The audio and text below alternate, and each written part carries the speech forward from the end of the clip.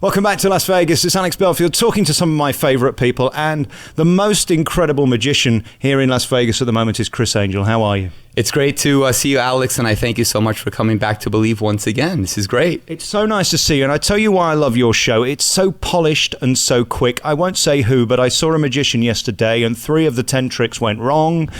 He got everybody up on stage who didn't speak English. The thing took twice as long as it should have. It is amazing to me how magic can go so wrong, even when you know what you're doing. Well, in fairness to whatever that magician was that you winked at, and to all the magicians, this is live, and honestly, things have happened in my show that, the fire alarm went off in one performance. The things that are out of your control, but have to do with timing or, things that are uncontrollable, if you will. And that's what makes live performance so exciting and so wonderful for the public, because it really challenges myself and the other magicians and artists to really be able to adapt and take a situation that produces lemons and make lemonade from it.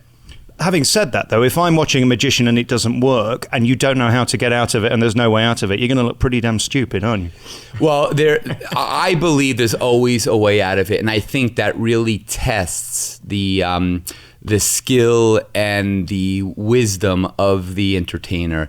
Because even if something goes drastically wrong, you can always have the audience on your side. And I think that's the important thing. My success has come not from the illusions and demonstrations that I've done. It's come from the emotional connection that I've had with my audience worldwide. It's that connection when they care about you, they're rooting for you. So when something goes wrong, they're there to support you, and they can see also how difficult, because we try to make it look easy, right? But a lot of what we do and believe is illusions and demonstrations that you'll never see in any other show in the world, because it involves technology. It takes magic out of the box and creates the illusion without any boxes. Essentially, the proscenium, the theater, is the box. So it really relies more so in this show than any other show on split-second timing. A millisecond can make the difference if one aspect is not on their game, whether it would be lighting, whether it would be special effects, whether it would be the choreography, the music, and some other technical things that I can't discuss. I have 2 favourite magicians in the world. You're one of them, because what you do is so clever. The other was Lance Burton, who I thought was a master magician in an old sense, that he could do things with his hands, and he made it look so beautiful in a traditional sense. But what's great about you is you're modern, and seeing your crowd today, the front row was full of kids. The second row had 30-year-olds. The next row had 50-year-olds. There was 90-year-olds. Then there's 30-year-olds. You've really made Magic 2013, because a lot of people make it look quite old-fashioned with all that steering and hand stuff that's a bit old-fashioned, isn't it, really? Well, I've been very blessed to have the #1 best-selling magic show in the world, and it's really a tribute to the amazing company that I've aligned myself with. That's Cirque du Soleil, that's MGM, Luxor, and the incredible team that works on the show, because I am tireless with trying to make the show better. I realize that we're in a very difficult economical time. It's challenging, and people are not coming to Vegas to see multiple shows. They're coming to see one show, and I'm just grateful that they're picking our show to see. And I want to deliver the very best performance that we can possibly do, and have them give me the greatest PR, which is word of mouth, because we don't take out a lot of billboards and stuff like that. We don't need to do that stuff. It's our audience has come because they've seen me on television, they've seen the show, they tell their friends, and the demographic is so diverse. It's all different demographics, different people from the spectrum, whether rich, poor, black, white, Asian. It's everything, and it's just such a gratifying feeling to have people, because magic appeals to the masses, and to be able to present it in a way where it's an intimate kind of evening. It's a concert. It's fun. It's exciting. It's entertaining. It's dangerous. It's sexy. It's scary. It's something for everybody in Believe. I've seen seen you on the internet, and you have more hits than any other magician in the world ever, put together probably.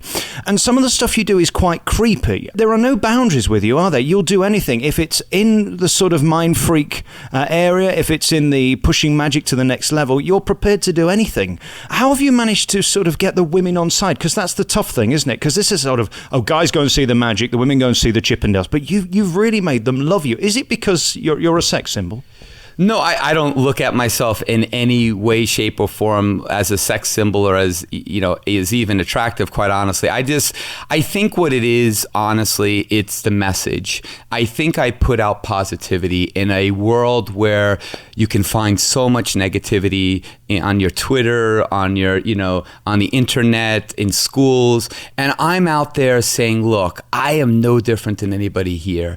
I had a dream. I worked my ass off. I'm living my dream, and you can do it too. I'm not special. I worked hard.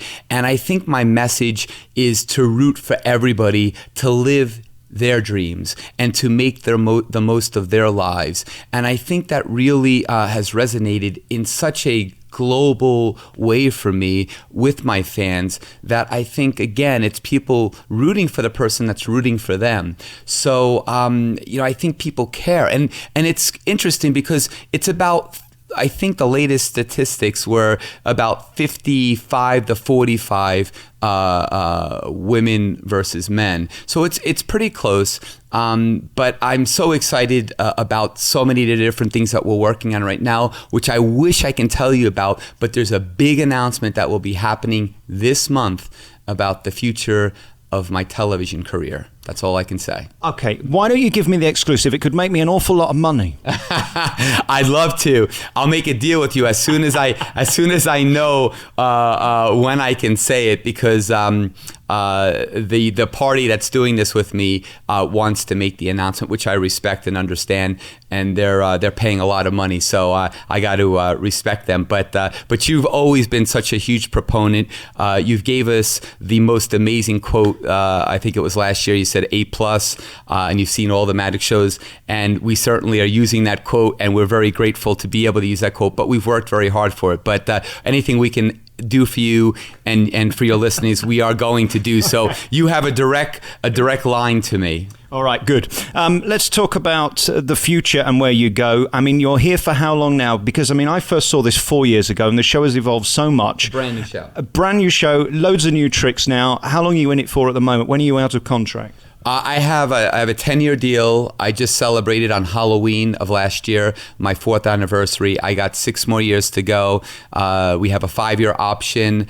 We'll see what happens when we come to that. We'll cross that bridge. But I have 6 years left. And honestly, I'm not done with the show. I will be done with this show in about 6 months. I have new illusions going in that I've been working on, one of which for 17 years. I have a levitation that will revolutionize levitation as we know it in live performance. And that's a tribute to my incredible team and to Cirque du Soleil for giving me the opportunity to bring it to life. It's a crazy dream. And some other illusions along with new music, bringing in a lot of dubstep and some really cool music, costuming, redoing some of the lighting. I'm always tweaking. Guy Laliberté said to me one time, a production, a show is a living organism, and it's so true. So you're here 46 weeks a year. You do 2 shows a night for 5 days a week. Keeping it fresh, I think, is probably the hardest thing. I've seen a lot of shows here that are tired, and it's no surprise. It's exhausting. There is no Believe by Cirque du Soleil without Criss Angel, and your energy tonight, again, is just like the last time I saw it, and the time before that, and the time before that. You give 100%. Where do you get that from? Where is that belief to go on stage and give it 100%? Well, I just feel it took me, as I say in the show, which is really true, it took me 18 years to become an overnight success. This is what I dreamt about. This is what I had a burning desire to live and to breathe and to do. And so even when I'm tired or if I'm sick, I've never missed a live performance, any performance for that matter, in my career. I perform sick, I perform with a hernia, I perform with torn ligaments, I have, all sorts of medical conditions that I've performed with. I've never missed a show in my life. It's because I feel like people have paid a lot of money to come to Vegas, schedule it. They are excited about coming here. And I remember many years ago in the 90s when I came to Vegas and I was excited to see a magic show. And I won't say what magic show it is, and I won't even give you the wink, but I will tell you this, that it got canceled and I was so disappointed. And I never, ever want to make anybody have that disappointment, to feel that disappointment, because I know what it's like. And as long as I can get out of bed, I will be doing the show. And when I'm on stage, I'm always giving 110% along with my incredible cast and crew. For those obsessive compulsive people listening on some digital device, you haven't got a rash and you're not having a good scratch. We've got the dogs here, just so people know, because there's been the odd strange noise that people might be wondering. Yeah, I have. I've rescued these two beautiful German shepherds. One's a Czech shepherd, the other one's an American shepherd, and they have been just wonderful. One is named Chiclet, and the other one is named Oso. So in Spanish, it means gummy bear.